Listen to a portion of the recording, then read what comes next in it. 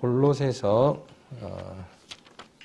같이 한번 오늘도 1장 같이 한번 말씀을 나누도록 하겠습니다.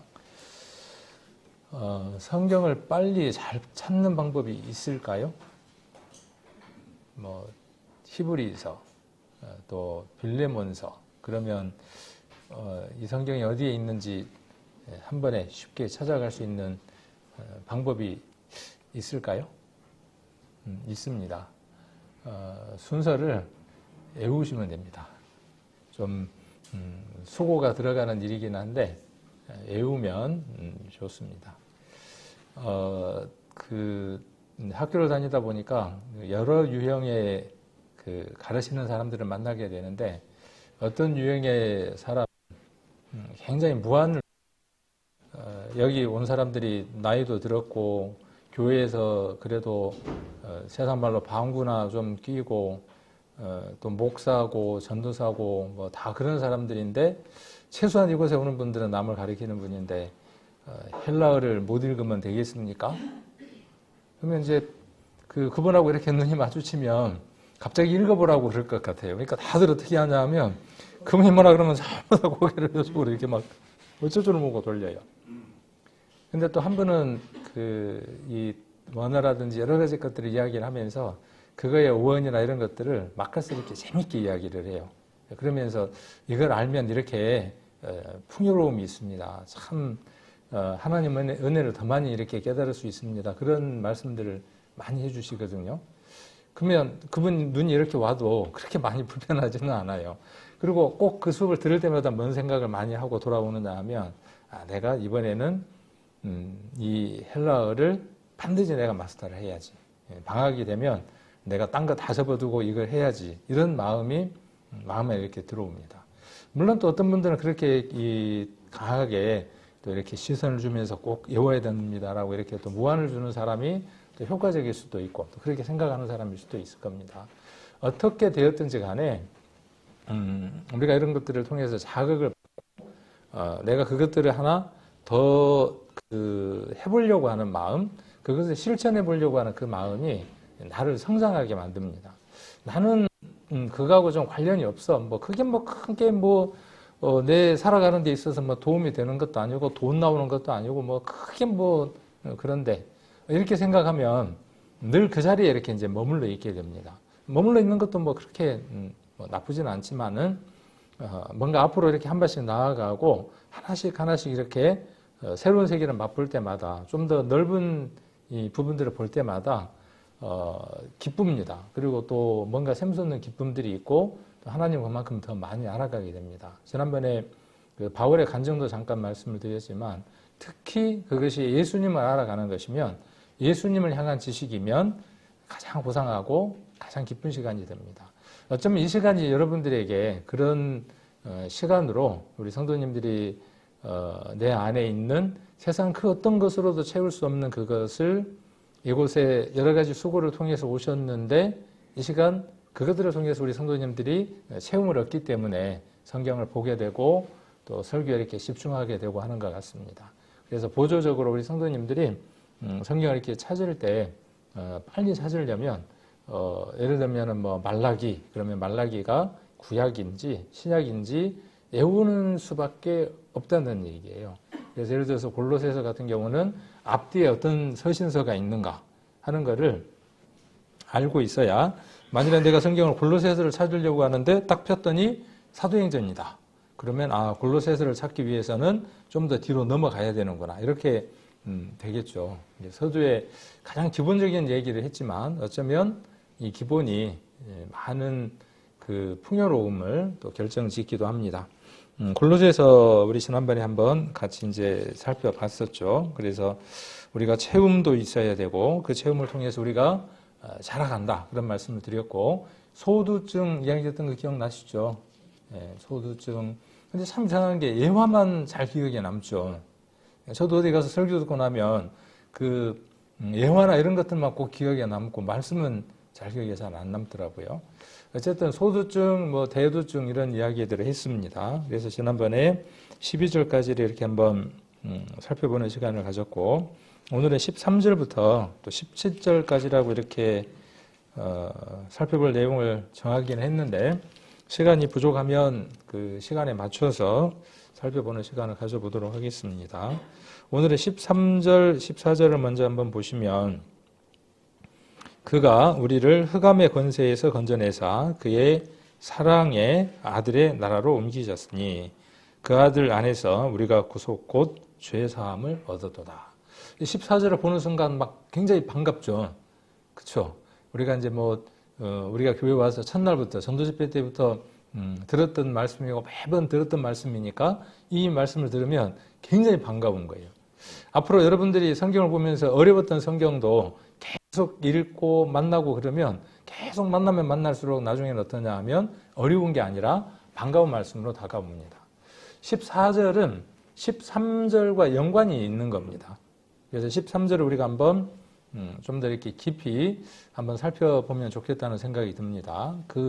그는 당연히 하나님이죠. 여기서 그라고 하는 것은 하나님이고 성경을 읽을 때 이 인칭, 누구를 이야기하는가에 대한 것들을 잘 이해를 해야 될 필요가 있다는 것 자주 말씀을 드립니다. 그 다음 우리, 색깔을 우리라고 노란색으로 바꿨습니다. 근데 우리가 앞에 우리, 뒤에 우리 다릅니다. 대주 우리 말고 우리 다른 겁니다. 그래서 그가 우리를 흑암의 건세에서 건져내사 그의 사랑의 아들의 나라로 옮기셨으니 여기도 보면 이제 시제가 나오죠. 옮기셨으니 그랬으니까 이미 모든 일이 끝났음을 우리가 알 수 있습니다. 그래서 이런 것들을 우리가 좀 더 깊이 공부하는 게 뭐냐 하면 성경 공부가 되어지겠죠. 그리고 그것을 좀 더 학문적인 것을 띈다면 그것이 신학이 되고 이렇게 되겠습니다. 그래서 여기 제가 옮겼습니다. 거기 있는 걸 빼서 위로 제목으로 이렇게 옮겼는데 무엇에서 건져내사 무엇으로 옮기셨다 이렇게 되어 있습니다. 여기 에서로 이렇게 되어 있죠. 에서로 생각나는 거 하나 없나요? 제가 이제 이걸 이렇게 이제 준비하다 보니까 쉽게 이해할 수 있는 것 하나가 있더라고요. 그게 뭐냐 하면 편지입니다. 그리고 택배입니다. 편지, 택배 그러니까 하고 이제 왜 저렇게 제목을 정했는가를 알 수 있겠죠. 무엇에서 어디로 영어로는 우리가 많이 아는 대로 from to 봉투, 편지 봉투 보낼 때 어떻게 보냅니까? 한쪽 오른쪽 위에인가요? 오른쪽 위에는 받는 사람, 보내는 사람. 안 보내봤으니까 잘 몰라. 근데 어쨌든 한쪽에 그쪽에 있겠죠. 보내는 사람이든 받는 사람이든. 아주 옛날에는 이쪽이 다른 거였어요. 네, 다른 거였습니다. 근데 지금은 어떻게 되어 있냐면 이쪽이 보내는 사람? 우편번호는 양쪽 다 있죠. 우편번호는 양쪽 다 있습니다. 우편번호는 다 적게끔 되어 있고 거기에 보면 이제 주소가 있고 그 다음에 이름이 있고 그렇죠. 어찌됐든 이쪽이 보내는 사람이든 이쪽이 받는 사람이든 정하면 됩니다. 그러면 어떤 형식에 맞으면 그 내용을 어디에다 넣느냐 하면 우편함에다 넣죠. 아니면은 등기라든가 이런 걸 보내려면 어디로 가느냐 하면 우체국으로 갑니다. 그래서 돈을 지불하고 그 다음에 보내면 그 절차가 일본으로 가기에 적합하면 일본까지 보내주고 아프리카까지 보내주고 EMS라고 해서 어디까지 보내주느냐 하면 일본까지도 보내줘요. 김치도 보내주고요. 안 보내주는 것 없이 다 보내줍니다. 근데 그 안에 이제 총을 넣으면 안 되겠죠. 어쨌든 어디에서 어디로 보내주는 겁니다. 그러니까 이쪽에 있었던 그 물건이 어떠한 과정을 거쳐서 어디로 옮겨지느냐 하면 전혀 다른 장소로 옮겨지는 겁니다. 자, 그런데 여기 보니까 한쪽은 어디예요? 이게 바뀌면 어떻게 되겠어요? 보냈는데 다시 오겠죠. 그죠? 바뀌면 어떻게 돼요? 보냈는데 그냥 가도 안 오고 우리 집으로 다시 오는 겁니다. 자, 여기 보내는 쪽이 어디입니까? 지금 이 물건이 다른 쪽으로 지금 가버리는 거예요. 어디냐 하면 흑암의 권세라고 하는 곳에 누가 있었냐 하면 저와 여러분이 있었습니다. 흑암의 권세라고 하는 그 영역 안에 누가 있었냐 하면 저와 여러분이 있었다. 우리가 있었다라고 이야기를 하고 있습니다. 근데 그곳에서 건져내셨어요. 어떻게 건져내셨을까요? 아까 13절과 14절은 관계가 있다 그랬죠. 그 아들 안에서 우리가 구속 곧 죄사함을 얻었도다라고 이야기를 하고 있는 거죠. 그러니까 연관이 있는 거예요. 건져내는 것하고 건져내서 그의 사랑의 아들의 나라로 옮기셨어요. 언제 옮기셨습니까? 우리의 의견을 묻고 우리한테 상의를 하고 우리하고 이렇게 어떻게 할까 말까 물어보고 하셨습니까? 일방적으로 하셨습니까? 일방적인 거. 딸이 일본에 있을 때 EMS로 택배를 보내거든요. 보낼 때 어떤 마음으로 보내겠어요? 이 딸이 타지에서 먹을 것도 못 먹고 배고프고 있을 텐데 이걸 해갖고 보내면은 딸이 잘 먹을 텐데 가서 보니까요 냉장고 안에 먹도 않고 그대로 있더라고. 고개를 끄덕끄덕끄덕 하네요. 그럼 마음이 상하겠어요, 안 상하겠어요? 이쪽에 있는, 우리 집에 있는 것 중에 제일 좋은 건 맛있는 거, 그것도 이제 급속 냉동을 해가지고 아이스박스 구하고 거기에다 얼음까지 잔뜩 넣어서 이쪽에 있는 거를 이쪽으로 옮겨줬는데, 가서 보니까는 그대로 있네. 가서 이제 잘 먹었죠, 이제 대신에. 우리가 가서 이제 잘 먹었죠. 은혜도 그렇습니다. 하나님의 은혜도 무엇과 똑같으냐 하면 하나님 나라에 있는 그 모든 것들을 우리에게 보내주신 것이죠. 근데 이전에 우리가 어떤 존재였다고 이야기를 하느냐 하면 흑암의 권세 아래에 있었던 존재입니다. 이 존재를 어디로 옮기신 거죠? 옛날에 있죠? 영화 하나가 있었는데 이렇게 옮겨버려. 다른 곳으로. 짠 하는 사람이 다른 곳으로 옮겨버리는 거죠. 그래서 어디로 옮겼나 하면 그의 사랑의 아들의 나라로 옮기셨다고 이야기를 하고 있습니다. 이 흑암의 권세라는 것은 사람을 말하는 걸까요? 어떤 특정한 사람, 인물을 말하고 있는 걸까요? 이 흑암의 권세는 뭐냐 하면 사람의 뒤에 동물은 아니에요. 동물은 그런 예가 없으니까 사람의 그 배후에 있으면서 사람을 조정하고 사람을 이끌어가는 세력을 말하는 것이죠. 그래서 흑암의 권세에 사로잡혀 있는 자들이 누구였느냐 하면 나였다, 우리였다 그렇게 이야기를 합니다. 골로새서와 에베소서는 쌍둥이 서신이다 그렇게 이야기를 했죠. 그래서 이런 비슷한 내용들 이것을 더 이해시킬 수 있는 말씀들이 서로 주어져 있는 걸 볼 수 있습니다. 에베소서를 한번 보겠습니다. 에베소서는 골로새서 앞에 뭐가 있죠? 빌립보서가 있고 그 다음에 뭐가 있습니까? 이거는 이렇게 외워놨어요. 앞자만 땄어요. 앞자만. 빌골 이런 식으로 앞자만. 마마누요 이런 식으로 마마누요 이런 식으로 앞자만 따가지고 그렇게 외워놨어요. 그러면 좀 빨리 찾을 수 있어요. 그러니까 에베소서 앞에는 갈라디아서가 있구나 이렇게 이제 알 수 있겠죠. 2장 2절 한번 보겠습니다. 히터는 꺼도 될 것 같아요. 네.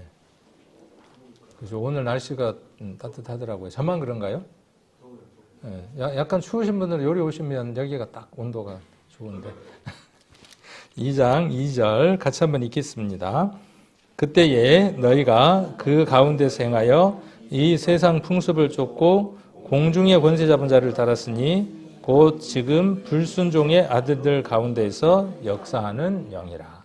그러니까 흑암의 권세는 지금 무엇을 말하느냐 하면 지금 불순종의 아들들 가운데서 역사하는 영. 그러니까 보이는 존재에 보이지 않는 존재예요. 보이지 않는 존재. 그가 어떻게 일을 하고 있죠? 공중의 권세를 잡고 있고 무엇을 만들어내는 존재냐 하면 세상 풍습을 쫓아내는 존재예요. 보이지는 않지만 보이는 능력을 나타내는 특별한 존재예요. 그래서 세상 풍습이라고 하는 것을 만들어서 보암직하고 먹음직하고 지혜롭게 할 만한 것들을 만들어서 세상 사람들을 이끌어가요. 그렇게 이끌어가는 사람들은 이끌림을 받는 사람들은 그 배후의 힘에 이끌려서 사는 사람들은 어떤 사람이라고 에베소서에서 표현하고 있느냐 하면 불순종하는 사람들이다. 그 사람들은 불순종하고 있는 사람들이다. 그러니까 이전에 우리가 어떤 사람이었다라고 말하고 있느냐 하면 우리가 이전에 불순종했던 사람들이다. 배후의 그 권세, 흑암의 권세에 순종하고 살았던 사람들이다 라고 이야기를 합니다. 근데 그곳에서 어떻게 하셨다고요? 건져내셨다고요. 건져내세요. 그러니까 건져내셨으니까 뭐예요? 건져내셨으니까. 이렇게 건져내셨으니까 뭐예요? 구원이죠. 구원. 물에서 건져내 주었으니까 구원이죠. 구원, 구속, 죄사함 같은 것이죠. 자, 그래서 어디로 옮겼습니까? 건져내서 그냥 물만 탈탈 털고 내비뒀습니까? 건져내서 어떻게 어디로 옮겨주셨어요? 그의 사랑의 아들의 나라로 옮기셨어요. 자, 그의 사랑의 아들의 나라는 어떤 곳일까요? 이것과 좀 비슷한 말씀이 구약에도 있어요. 성경을 이렇게 이제 오랫동안 성경을 계속 읽다 보면 이것과 비슷한 느낌의 말씀들이 이곳에도 있어요. 이런 걸 찾아가게 됩니다. 그리고 이제 설교는 우리가 이렇게 발견된 것들을 설교 시간에 이렇게 설교를 하다 보면 성도님들도 맞아. 그 말씀하고 맥이 같네? 같은 흐름이네? 우리가 알고 있는 그 말씀들이 구약에 있고 그 말씀들이 우리를 위해서 있는 말씀이네. 유대인들에게 있었던 그 일들이지만 오늘날 우리를 위한 말씀이네. 하나님은 정말 우리를 사랑하시는구나.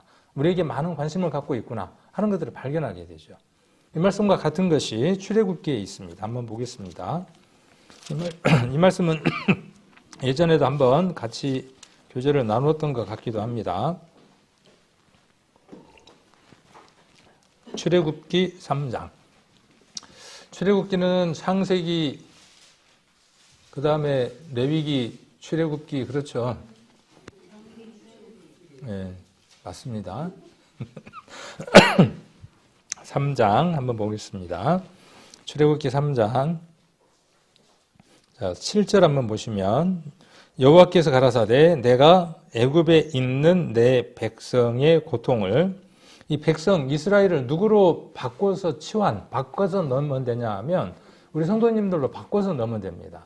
그 시점에서는 이스라엘이지만 성경을 보는 우리 시대에 있어서 이 대상은 누구냐 하면 나입니다. 자, 그래서 여호와께서 가라사대 내가 애굽에 있는, 세상에 있는 우리, 그 말입니다. 세상에 있는 내 백성의 고통을 정령히 보고 그들이 그 간역자로 인하여 부르짖음을 듣고 그 우고를 알고. 자, 하나님은 인격적인 분이라고 하는 것을 우리가 출애굽기 3장 7절을 통해서 알 수 있습니다. 그분에게는 무엇이 있는 것을 알 수 있느냐 하면 들을 수 있는 귀가 있으시다는 것을 알 수 있습니다. 그리고 지식이 있으셔서 안다는 것을 우리가 알 수 있습니다. 듣고 어떻습니다? 아까 지금 7절에는 보고 그랬죠? 보는 분이에요, 그분은. 우리를 지금 보고 계시는 분이에요. 이스라엘을 보셨던 것처럼 저 흑암의 권세 아래에 있었던 우리를 그분은 보고 계셨고 우리의 고통을 듣고 계셨고 알고 계셨다고요. 이전에 우리도 그렇지만 지금 흑암의 권세에 있는 그들을 하나님은 어떻게 하시고 싶어 해요? 건져내주고 싶어 하시는 거죠. 지금 듣고 계시는 거예요. 그들 중에 덜어는 해방되고 싶어 하는 사람들이 있습니다. 그 흑암의 권세에서 다람쥐 쳇바퀴 도는 것 같은 그 무익한 그 삶들 속에서 뭔가를 찾아서 신을 향해서 가려고 하는 많은 사람들이 있습니다. 찾으려고 하는 사람들이 많이 있습니다. 그것을 하나님은 알고 계시고 듣고 계신다. 8절 내가 내려와서. 그래서 이 표현이 정말 신비롭습니다. 그분이 내려오셨어요. 그분이 누굽니까? 예수 그리스도입니다. 내가 내려와서 그들을 애굽인의 손에서 건져내고, 아까 건져냈다 그랬죠. 흑암의 권세에서 건져내고 그들을 그 땅에서 인도하여 아름답고 광대한 땅, 젖과 꿀이 흐르는 땅, 곧 가나안 족속, 헷 족속, 아모리 족속, 브리스 족속, 히위 족속, 여부스 족속 지방에 이르려 하노라. 이 이르려 하노라라는 말을 저기에서 찾으면 어디에다 대입해 볼 수 있겠습니까? 그렇죠. 마지막에 옮기는 겁니다. 자, 여기가 어디입니까? 젖과 꿀이 흐르는 땅입니다. 우리가 이곳을 무엇으로 바꿀 수 있느냐 하면 우리의 결국 종착지가 어디냐 하면 하나님이 우리에게 주시는 지경, 땅, 그곳입니다. 그 땅을 우리는 받았죠. 그렇죠? 이스라엘이 그 땅을 이미 받았습니다. 그리고 제비 뽑았습니다. 그러나 무엇이 남아져 있었습니까? 정복해서 전쟁을 치러서 그 땅을 정복하는 것이 남겨져 있었던 것처럼 이미 그들에게 그들의 나라가 주어졌지만 무엇이 필요했어요? 정복이라고 하는, 전쟁이라고 하는 시간적인 것들이 필요했던 것처럼 우리도 똑같다 그 말이에요. 하나님 나라가 이미 우리에게 허락이 됐습니다. 우리는 어떠한 과정을 거치며 살아가느냐 하면 이스라엘이 그랬던 것처럼 7 족속과의 전쟁을 통해서 정복하는 삶을 살아가는 겁니다. 그곳에 이를 때까지. 참 표현이 재밌죠. 이미 이르렀지만 어떤 삶을 사는 겁니까? 이르려 하는 그 삶을 우리가 지금 살아가고 있는 것이죠. 조금 어렵죠. 이런 시간적인 개념들이 우리에게 조금 어렵기는 하지만 이 말씀을 통해서 그런 부분들을 우리가 다시 한 번 더 확인해 볼 수 있습니다. 그리고 9절에도 보시면 이제 이스라엘 자손의 부르짖음이 내게 달하고 애굽 사람이 그들을 괴롭게 하는 학대도 내가 보았으니 이제 내가 너를 바로에게 보내어 너로 내 백성 이스라엘 자손을 애굽에서 인도하여 내게 하리라. 자, 이렇게 이야기를 하고 있습니다. 그래서 모세가 누구를 구원하기 위해서 애굽의 압제야해에 있는 이스라엘 백성을 구원하기 위해서 어디로 들어갔습니까? 애굽으로 들어갔습니다. 하나님께서 흑암의 권세에 있는 구원하시기 위해서 그분이 어디로 오셨습니까? 이 세상으로 오셨습니다. 그리고 구원하는 일을 하시고 우리를 어디로 옮기셨습니까? 그의 나라로 옮겨 놨습니다. 그러니까 죽으면 천국 가는 겁니까? 지금 우리는 천국의 삶을 살고 있는 겁니까? 현재 우리는 그 하나님의 나라의 삶을 살고 있는 겁니다. 네. 자, 여기 나라입니다. 나라라고 하는 그에 대해서 한번 살펴보려고 합니다. 자, 흑암의 권세의 통치자는 누구일까요? 흑암의 권세의 통치자는 누구이고 흑암의 권세의 백성은 누구일까요? 찬양에도 있네요. 흑암의 권세에서 사는 백성을 보라. 뭐 그런 찬양이 있죠. 흑암의 권세인가? 아주 비슷한 찬양이 있습니다. 그래서 권세, 흑암의 권세, 거기에 왕은 누굽니까? 아까 이야기한 대로 마시. 예. 우리나라 성의 마시 말고요. 마귀가 왕입니다. 그리고 그가 부리는 백성이 누구냐 하면 그의 세력 아래에서 살아가는 세상 풍습을 쫓고 그것이 아름답다고 생각하고 살아가는 세상 풍습이 참 여러 가지가 있죠. 각 나라마다 다양합니다. 이쪽 나라에서는 그 나라 풍습이 좋아 보여. 혹은 안 좋아 보여. 그러면서 그 풍습을 좋아하기도 하고 흉내내기도 하고 따라가기도 합니다. 모든 나라들 한번 봐봅시오. 옛날에 그 다른 나라들 결혼 안 하고 그런 것들에 대해서 참 좋아 보인다 그런 때도 있었습니다. 어느 나라는 뭐 일주일에 4일만 일하고 뭐 3일은 쉰다더라 그런 나라들이 있었죠. 세상 풍습들이었어요. 그러다 보니까 결혼도 안 하고 결혼하기 전에 먼저 살아보기도 하고 뭐 그런 나라들이었단 말입니다. 그런 것들이 이제 어디까지 들어왔습니까? 우리나라까지 들어왔어요. 세상 그 풍습들이 순식간에 들어와 있습니다. 그 배후에 누가 있느냐 하면 숨겨진 배후 세력이 분명히 있는 겁니다.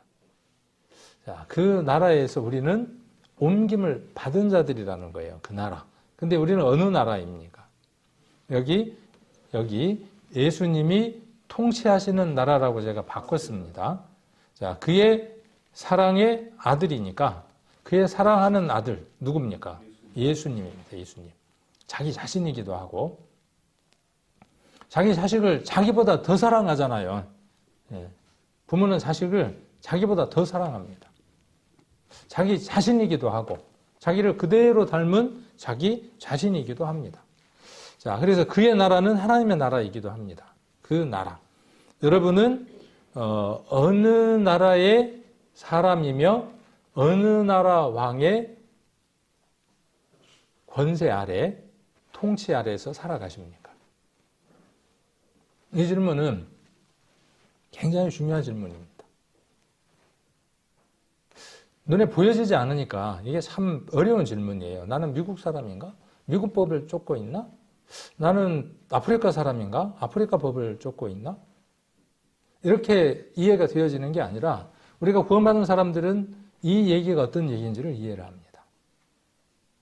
우리는 예수님이 왕이고 그 왕권 아래에 통치를 받는, 지배를 받는 사람들이어야 합니다.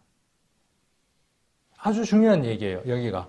아무것도 아닌 얘기인 것 같지만 이 말씀 속에서 우리는 많은 부분을 한 번쯤 생각하고 넘어가야 할 말씀이기도 합니다. 하루 종일, 온종일 우리는 어떤 왕의 통치를 받고 살아갈까요? 자기라고 하는 왕국에, 동물의 왕국이 아니고 자기라고 하는 그 왕국에 누가 왕이냐 하면 자기가 왕입니다. 누가 그랬던 것처럼요. 사사기 시대 때 이스라엘이 그랬던 것처럼 다른 데 왕이 있는 것처럼 우리도 왕을 달라.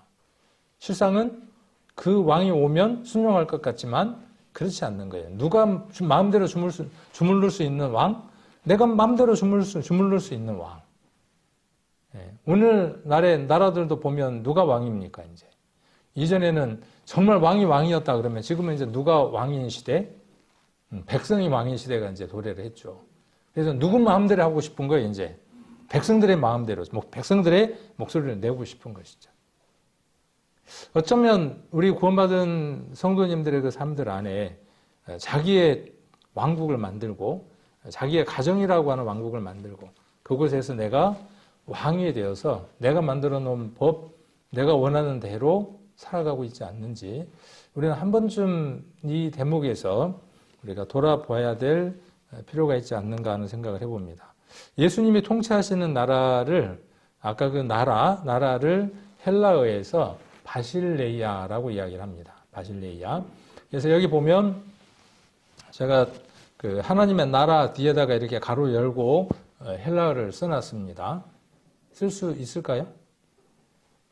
나는 쓸 수 없다 그러면 못 쓰는 거예요. 그런데 한번 제가 한번 써볼까? 그리고 도전하면 됩니다.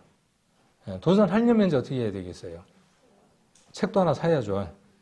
근데 할 수 있어요. 요즘은 유튜브라든가 이런 데 보면 얼마든지 할 수 있는 많은 자료들이 있습니다. 유익할까요? 유익하지 않을까요? 내가 한번 목사도 아니고 뭐 설교할 사람도 아니고 그런데 뭐 그러면 거기 멈춰 있는 거예요. 그러면 아닌데 나도 한번 저걸 해서 하나님의 말씀을 내가 좀 더 깊이 알고 깨달으면 얼마나 좋을까라고 도전하면은 그 도전이 실패하면 그 원인을 다시 찾으려고 할 거 아닙니까? 언젠가는 그 도전이 이루어지는 날이 오겠죠. 자, 그래서 바실레이아라고 돼 있고 앞에 어떤 전치사가 있느냐에 따라서 여기 바실레이안이 될 수도 있고 이렇게 이제 뒤에 단어가 바뀝니다. 헬라어 같은 경우는 앞에 어떤 전치사가 있느냐는 거에 따라서 어쨌든 그냥 나라입니다. 자, 근데 우리가 잘 아는 대로 베드로전서 2장 9절 잘 아시죠?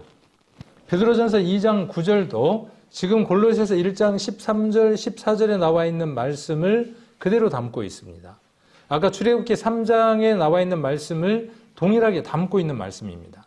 그래서 오직 너희는 택하신 족속이요 왕 같은 제사장들이요 거룩한 나라요 그의 소유된 백성이니.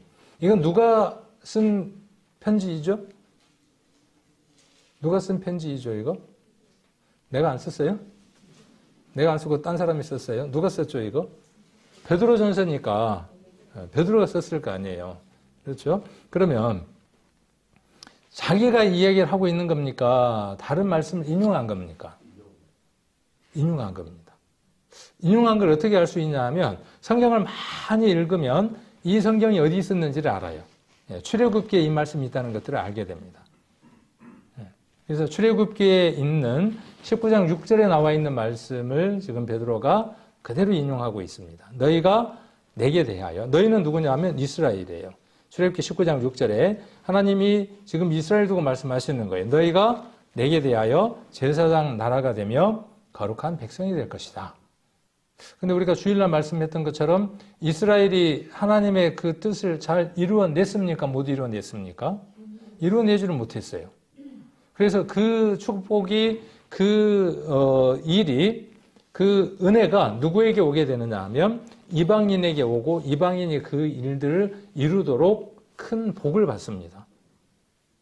여기도 마찬가지입니다. 여기도 베드로는 뭔 얘기를 하느냐 하면 너희 조상들이 그렇게 하나님 앞에 큰 축복을 받았고 큰 부르심을 얻었잖아. 사명을 받았잖아. 그러나 너희들이 이것을 감당하지를 못했잖아. 그러나 이제 너희는 누구예요? 이제 이방인인 너희, 구원받은 너희들. 너희가 누구냐 하면 그 선택된 이스라엘, 그 이스라엘과 같은 자들이다. 그렇게 이야기를 합니다. 그런데 거기에 뭐가 나왔습니까? 거룩한 나라가 나왔죠. 여기 사랑의 아들의 나라 그랬는데 왜 제가 이거를 헬라어로 바꿨느냐 하면 우리가 성경에서 검색을 할 때 한글로 나라라고 검색을 하면 우리 뜻에서 나라만 찾아내게 됩니다. 그런데 이 나라가 거룩한 나라의 나라는 헬라어에서 다른 뜻을 쓰고 있는 걸 볼 수 있죠. 나라는 앞에 있는 게 나라예요. 여기 지금 나라입니다.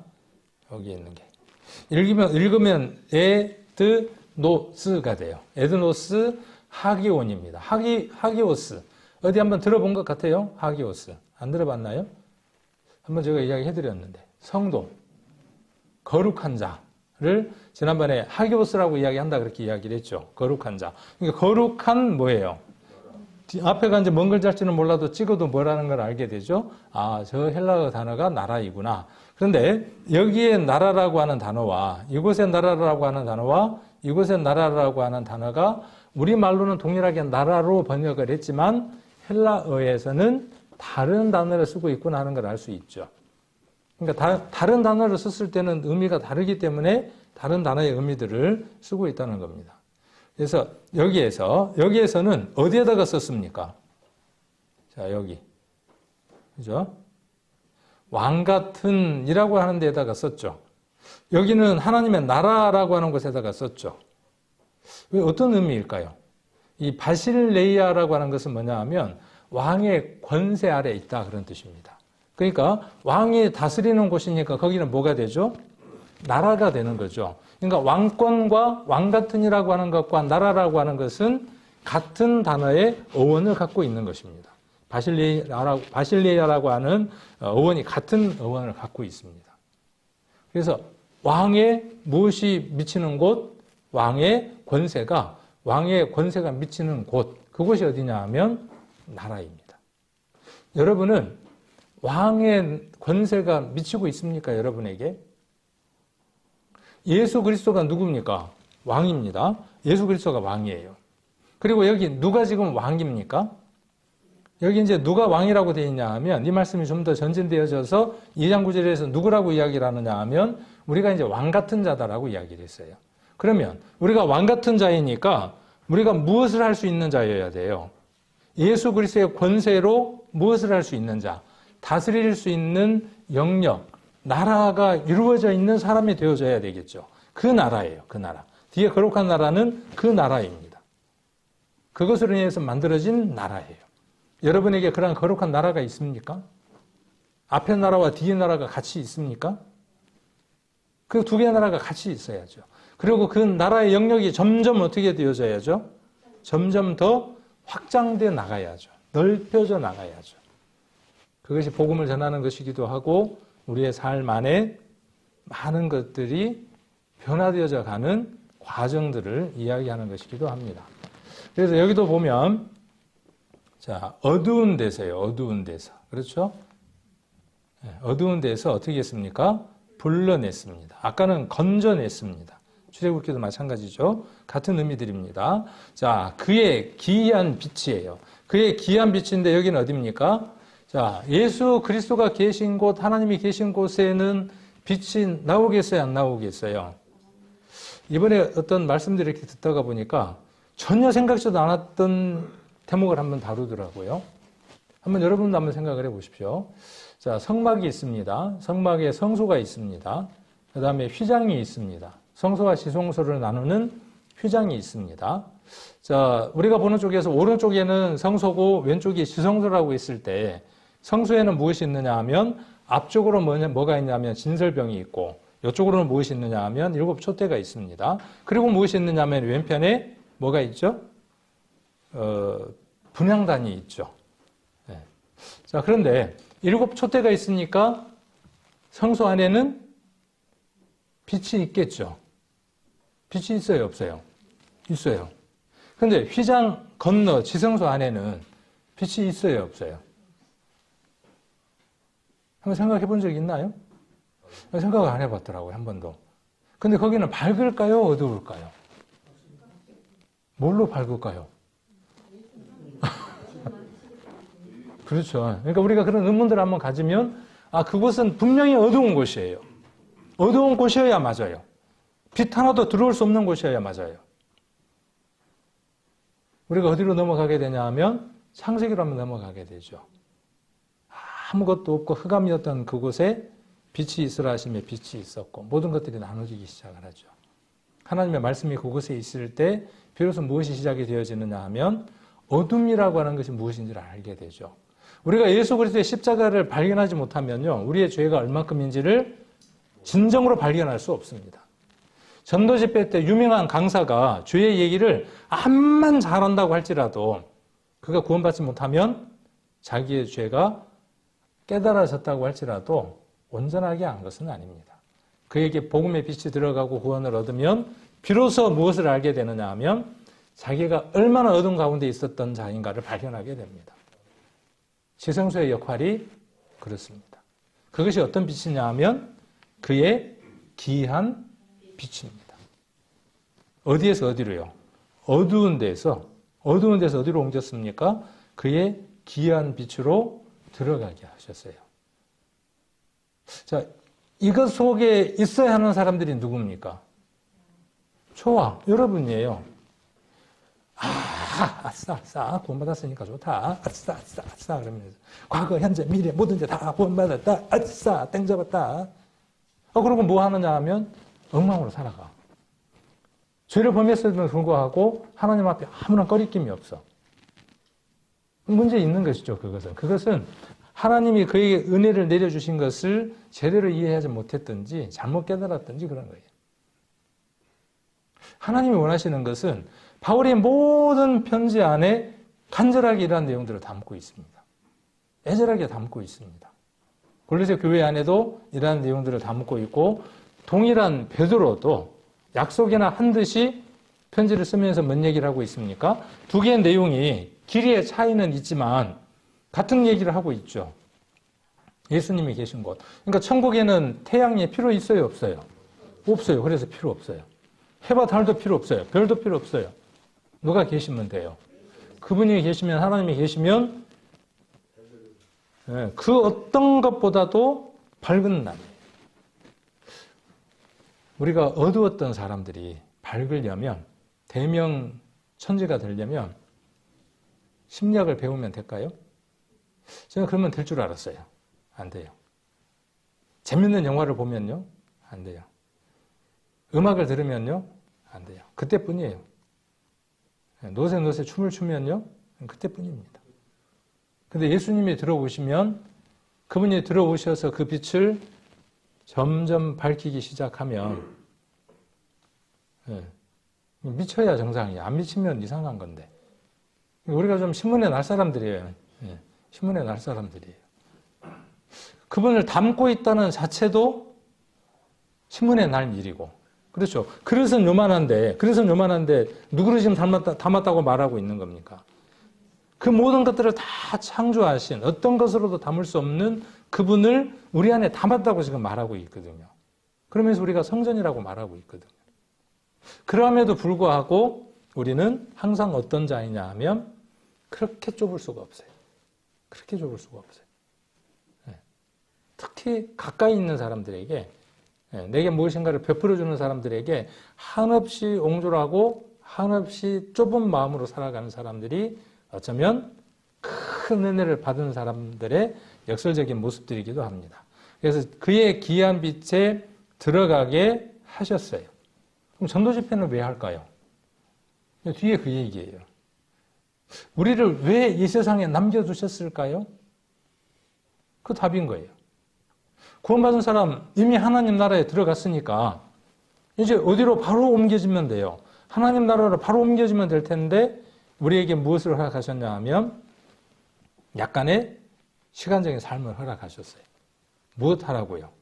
여기 그렇게 들어가게 하신 분, 그분이 얼마나 아름다운 분인가를 선전하는 거예요. 선전하는 거. 근데 입 짚어 채우고 말 한마디 안 하고 사는 거예요. 배고프면 그냥 배고프다는 말만 하고 살고.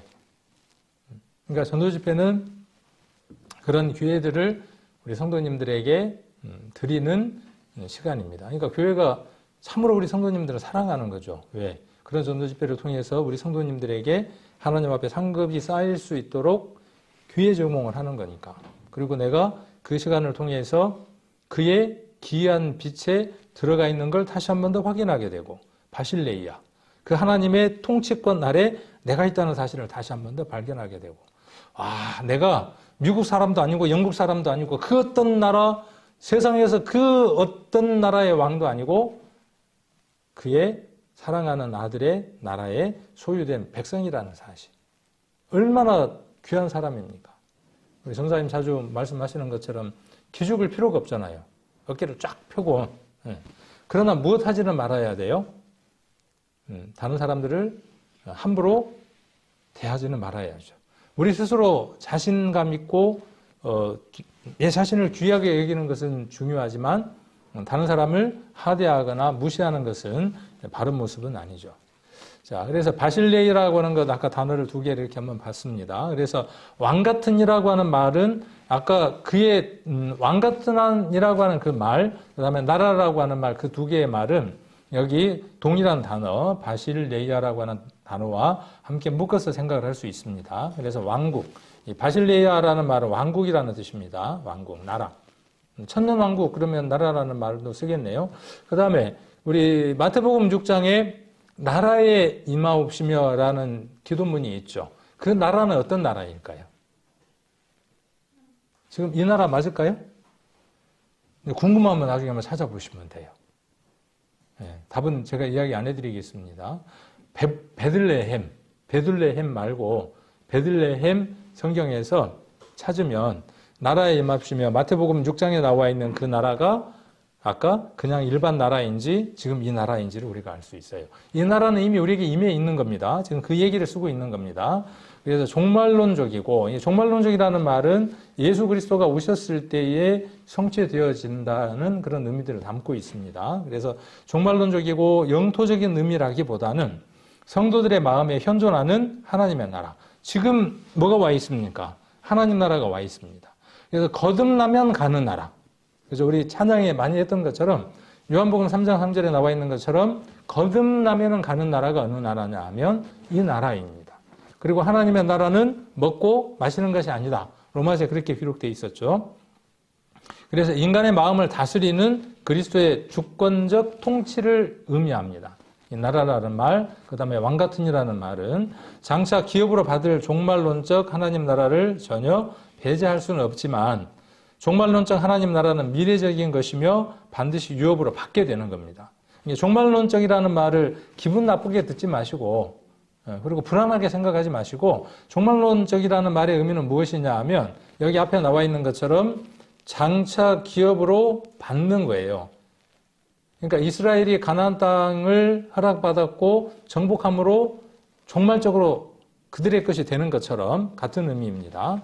그래서 마지막에 기업으로 받는 것들입니다.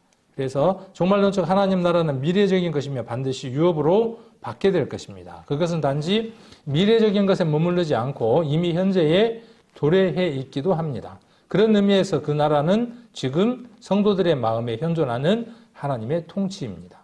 그러니까 그 왕권이 어디에 있어야 되느냐 하면 여러분 안에 있어야 합니다. 여러분은 그의 나라입니다. 그의 나라라는 말의 의미는 뭐냐 하면 그의 나라에 여러분이 왕이 되어서는 안 된다는 뜻입니다. 자, 우리 10계명 가운데에 이런 계명이 있죠. 어떤 계명이 있냐 하면 나 외에 다른 신을 내게 두게 말지니라 그랬단 말이에요. 저기 절에 가서 엉덩이 뒤로 밀고 절 안 하니까 나는 신을 섬긴 적이 없다. 나는 다른 신을 둔 적이 없다. 이렇게 흔든단 말입니다. 이 말씀을 통해서 우리는 무엇을 알아야 되느냐 하면 우리 안에 내가 하나님 외에 하나님이 원하시는 것 외에 내 욕구와 내가 원하는 갈망 가운데 살아가는 시간들이 있다면 그것이 바로 무엇이냐 하면 나 외에 다른 것을 두고 살아가는 마음인 거예요. 누구의 통치 아래 살아가는 거죠? 그리스도의 통치가 아니라, 하나님의 통치가 아니라 내 통치 가운데에서 내 나라를 확장하며 살아가는 겁니다. 흑암의 권세를 여전히 확대하면서 살아가는 겁니다. 그런데 뭐라 그래요? 아싸, 나는 구원받았다. 가오리 이래가면서. 자, 그래서 지금 여러분 마음 안에 현존하는 하나님의 통치, 그 통치가 여러분 안에 이루어져 있다면 여러분은 어떠한 상태냐 하면 아까 베드로전서 2장 9절에 나와 있는 것처럼 여러분 안에 기이한 빛이 있을 겁니다. 기이한 빛이 있어요, 여러분 안에. 그 빛은 여러분을 미쳐버리게 만들 겁니다. 흥분하게 만들 겁니다. 무엇인가 미친 듯이 앞으로 달려가는 강한 폭발력으로 일을 하게끔 만들 겁니다. 자, 여기 그의 안에서 우리가 구속 곧 죄사함을 얻었다 그랬어요. 우리는 뭐 전도집회 때 많이 이야기했던 거니까 더 이상의 설명의 필요가 없겠죠. 자, 이것은 앞에 있는 그 일을 이루신 것이에요. 아까 이쪽에 있었던 우편물이 이쪽으로 가려면 누가 수고를 해야 합니까? 비행기가 짐을 싣고 가든지 배가 짐을 싣고 가든지 우편 배달부가 큰 가방을 메고 가서 갖다 주든지 갖다 주는 사람이 있어야 될 거 아니에요. 그래서 이쪽에 있는 것이 이쪽으로 옮겨질 거 아닙니까? 그 얘기를 하고 있는 겁니다. 누가? 그 아들이에요. 그 아들. 아들을 벗어나면 답이 없어요. 그래서 계속 끊임없이 나오는 게 뭐냐 하면 안에서입니다. 안에서. 저와 여러분은 이거 빼면 아무것도 아닙니다. 안에서 빼버리면. 그래서 우리는 누구를 빼버리면요. 예수 그리스도를 빼면 아무런 존재 가치가 없습니다. 뒤에 17절 뒤에 무엇이 나오느냐 하면 함께 섰느니라 이렇게 기록되어 있습니다. 17절 마지막 절에 보시면 맞나요? 함께 섰습니다. 함께 섰다라는 말은 뭐냐 하면 그분과 함께 있지 않으면 서 있을 수 없어요. 네. 그분과 함께 하지 않으면 존재에 아무런 의미가 없어요. 우리만 그렇습니까? 17절에 만물이 다 그렇다 그 말이에요. 모든 만물이 누구로 말미암아 서 있느냐 하면 예수 그리스도로 말미암아 서 있는 겁니다. 그 가운데 우리도 서 있고 그분이 우리를 위해서 피 흘려주셔서 구속 곧 죄사함을 이루어 주셨어요. 그래서 우리는 얻은 자예요. 우리는. 얻지 못한 자는 누구예요? 너희예요. 저희예요. 성경에는. 그래서 안과 밖을 나누고 있습니다. 우리 그 사복음서 가운데 마가복음을 읽다 보면 그런 구분들을 마가는 명확하게 합니다. 안에 있는 것과 밖에 있는 것을 많이 구분합니다. 나중에 마가복음을 읽을 때 안에라는 단어와 바깥이라고 하는 단어를 잘 구분해서 한번 읽어보십시오. 철저하게 구분을 합니다. 우리도 그렇습니다. 우리 아니죠. 우리라고 하는 단어는 무엇으로 바꿀 수 있느냐 하면 안에라고 하는 단어로 바꿀 수 있습니다. 저희는 무엇으로 바꿀 수 있느냐 하면 밖에 있는 존재, 밖에 있는 존재. 자, 그래서 성도라는 말은 참 번역을 잘한 것 같아요. 성도라는 말은 거룩할, 성스러울 성, 거룩할 성자에 무리도자를 썼어요. 그리고 기독교 신자의 존칭이래요. 존칭. 성도가 죽는 것을 하나님께서 존귀히 보신다. 그런 말씀도 있고, 그래서 성도라는 말은 아주 존귀한 존칭의 의미입니다. 성스러운 무리라는 의미입니다. 자, 이 말은 우리는 성도라는 뜻이에요. 성도는 우리입니다. 그래서 그리스도의 피의 공로를 통하여 믿음으로 거룩함, 성스러운 성자, 거룩함을 얻은 자, 하나가 아니라 얻은 자들이니까 성도입니다. 그래서 성도라는 말은, 성도님이라고 하는 말은 참으로 좋은 말입니다. 형제, 자매도 좋지만 형제, 자매에게는 남성, 여성이라고 하는 구분의 의미가 들어있죠. 형제님 그러면 남성, 자매님 그러면 여성의 의미가 들어있지만 성도라는 그 의미 안에는 남녀의 구분이 없습니다. 자, 그래서 1장 7절도 한번 볼까요? 에베소서 1장 7절. 아까 우리가 같은 말씀인데, 아까 그 골로새서하고 에베소서는 맥이 같다 그랬죠. 에베소서 1장 7절. 전도 집회 때 많이 들었던 말씀이죠. 자, 1장 7절, 에베소서 1장 7절. 우리가 그리스도 안에서 그죠? 여기도 안에서 빼버리면 의미가 없습니다. 그러니까 안에서라는 말을 우리라는 말로 바꿔 읽어도 전혀 문제가 없고, 우리가 앞에 한 번 더 나오기도 하죠. 우리가 그리스도 안에서 그의 은혜의 풍성함을 따라 그의 피로 말미암아 구속 곧 죄사함을 받았으니, 이 완료형도 굉장히 중요하죠. 이미 이루어져 있는 것이죠. 그랬으니까 걱정할 필요 없다? 그렇지 않다. 그 안에서 무엇이 필요하다? 영역이, 지경이 점점 확장되는 그 삶을 맛보는 것이다. 그것이 참된 그리스도인들의 바른 모습이다. 이렇게 한번 생각을 해볼 수 있습니다. 그래서 구속이라는 말은 아까 어떤 것하고 연관이 있겠습니까? 구속은 앞에 있는 단어하고 연관이 있어요. 아까 13절하고 연관이 있어요. 자, 13절과 구속이라는 말은 연관이 있습니다. 어떻게 연관이 있느냐 하면, 여기에서 어떻게 했습니까? 여기에서. 그죠? 이곳으로 어떻게 했습니까? 꺼내온 거니까 뭐예요? 구속이에요. 그 값은 무엇이에요? 죄였어요. 죄라고 하는 것이 있어서 죄의 값을 치러야 돼요. 그래서 무엇을 흘리신 거죠? 피를 흘리셔서 그 죄의 값을 치른 거예요. 그러니까 이것이 단순하게 이렇게 기록되어 있지만, 이것을 이루기 위해서 여기에서 우리가 알고 있는 내용 하나가 무엇이냐 하면, 그리스도가 십자가 위에서 죄의 값을 치르셨다는 사실을 우리는 여기에 기록되어 있지 않지만 발견하고 우리는 감사할 수 있게 되죠. 그래서 아까 바실레이아 또 성도라고 하는 것도 한번 살펴보았고, 15절에서 17절 한번 보시면, 그는 그랬어요. 예수님은 그 말이죠. 예수님은 보이지 아니하시는 하나님의 형상이요 모든 창조물보다 먼저 나신 자다 그랬어요. 보이지 아니하시는 하나님의 형상. 그러니까 하나님은 보이시는 분이다, 안 보이시는 분이다? 안 보이시는 분이 하나님인데, 보이는 하나님으로 오신 분이 누구냐 하면 그다, 그 말이에요. 그가 누굽니까? 예수님이죠. 그러니까 예수님은 하나님이 보일 수 있도록 현이라고 이렇게 그 신학적인 용어로는 씁니다. 현자 두 개, 현. 하나님이 보일 수 있는 사람의 모습으로 나타난 것을 현이라고 이야기를 합니다. 구약 성경 안에 하나님이 예수 그리스도로 오실 것이라고 하는 그 예표를 하시고 여러 모습들로 현현하셨던 것들이 있죠. 아브라함에게 나타나시기도 하고, 그렇죠? 그래서 여러 모습들로 나타나죠. 그래서 우리는 성경을 통해서 그러한 부분들을 많이 발견할 수 있습니다. 구약 속에서. 그렇게 그림자적으로 하나님의 하나님의 모습들이 부분적으로 드러났던 것들이 이제 어디에서요? 신약에서 예수 그리스도께서 임마누엘 하심으로 말미암아 하나님의 형상으로서 우리와 함께 계셨던 거죠. 그분이 누구냐 하면 성자 하나님이죠. 자, 그리고 모든 창조물보다 먼저 나신 분입니다.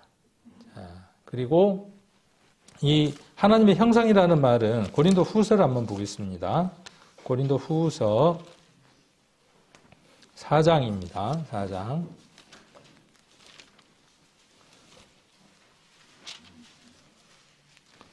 고린도 후서 4장 4절에 한번 보시면,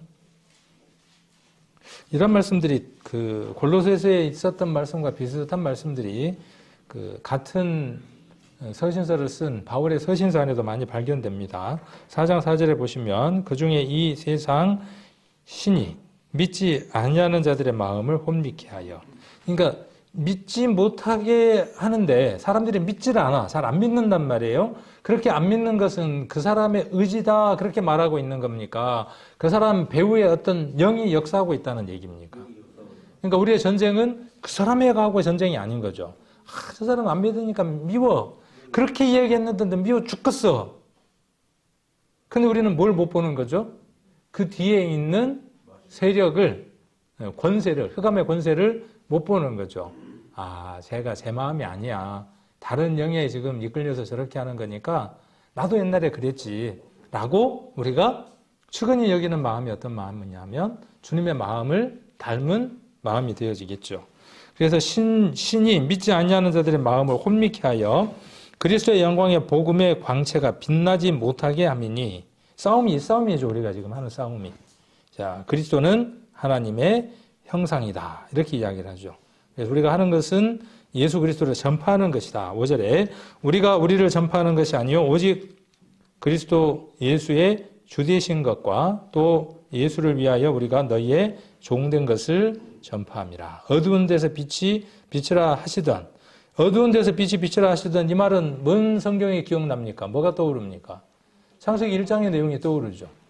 자, 그 하나님께서 예수 그리스도의 얼굴에 있는 하나님의 영광을 아는 빛을 우리 마음에 비추었어요.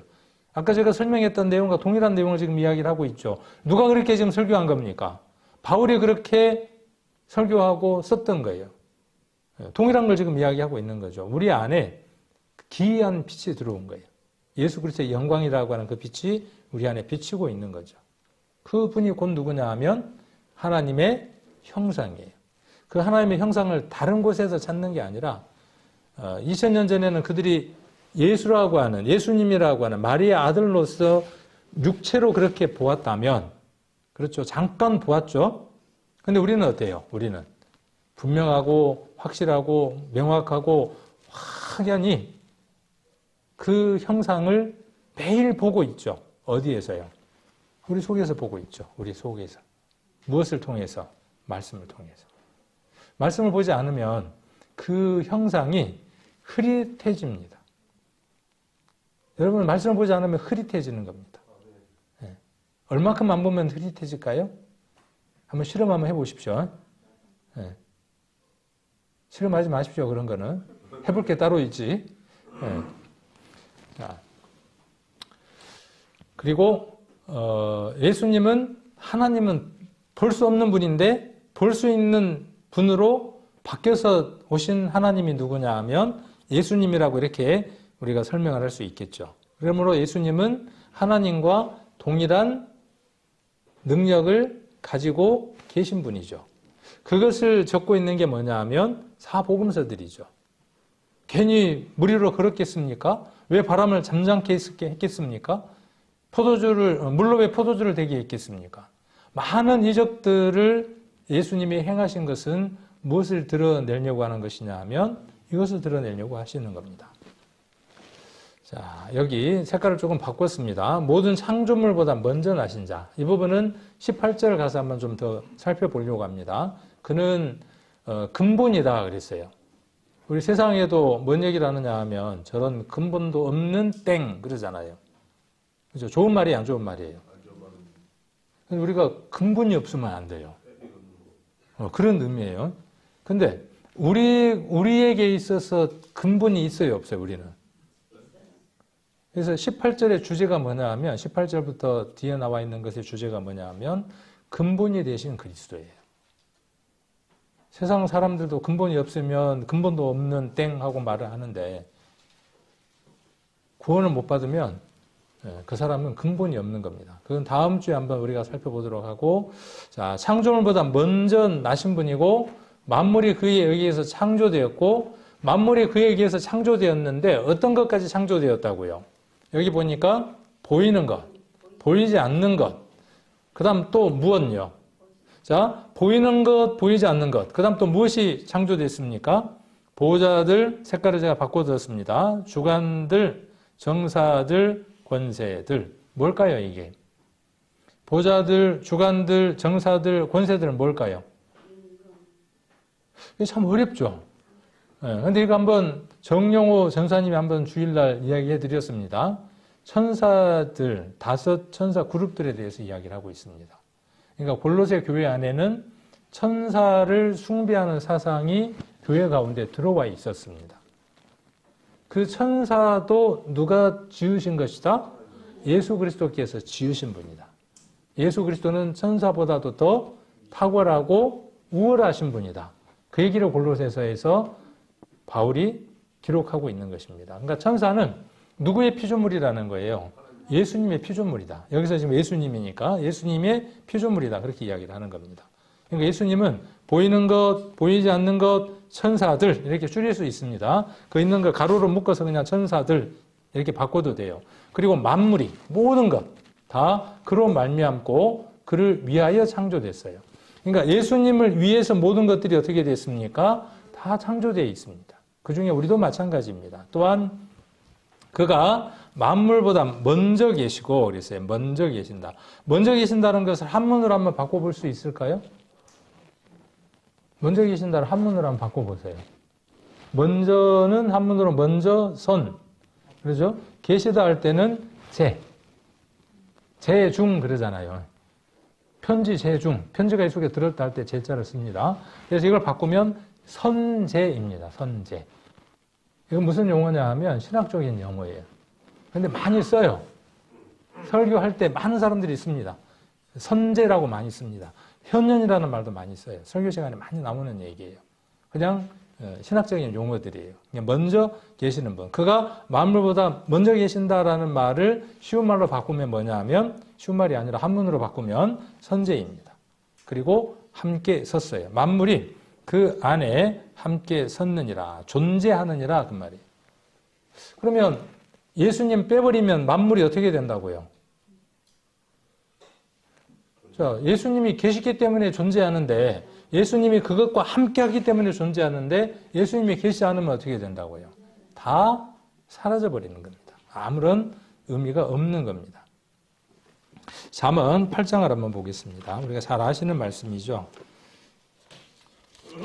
잠언은 지혜에 대해서 쭉 이야기를 합니다. 지혜가 부르지 않느냐 어쩌고 저쩌고 지혜에 대한 이야기를 쭉 하다가 8장에 넘어가면 22절에 그 지혜라고 하는 단어가 이렇게 바뀌기 시작을 합니다. 22절 8장 1절에 보시면 지혜가 부르지 아니하느냐 이렇게 이야기를 하고 12절에 나 지혜는 명철로 주소를 삼고 이렇게 쭉 기록 나가다가 22절에 여호와께서 그 조화의 시작 곧 태초에 일하시기 전에 나를 가지셨으며 앞에 문맥대로라면 지혜겠죠.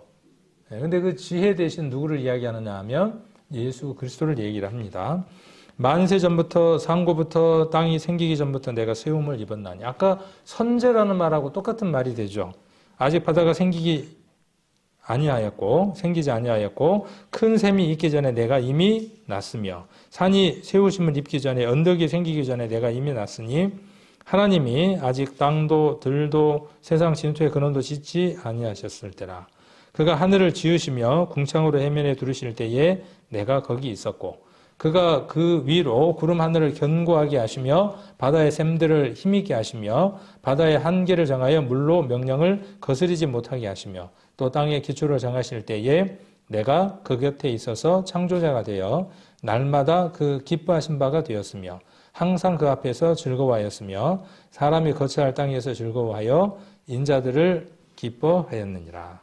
그래서 이 지혜가 예수 그리스도고 예수 그리스도가 창조자인 것을 쭉 이런 건 이제 변증이라고 그렇게 이야기를 합니다. 쭉 설명해 나가면서 이렇게 그분이 그리스도인 것을 성자이신 것을 이야기를 합니다.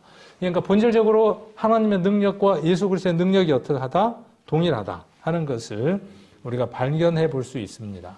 그래서 그리스도 안에서 모든 것들이 존재하고 그것들이 세움을 입었다는 것.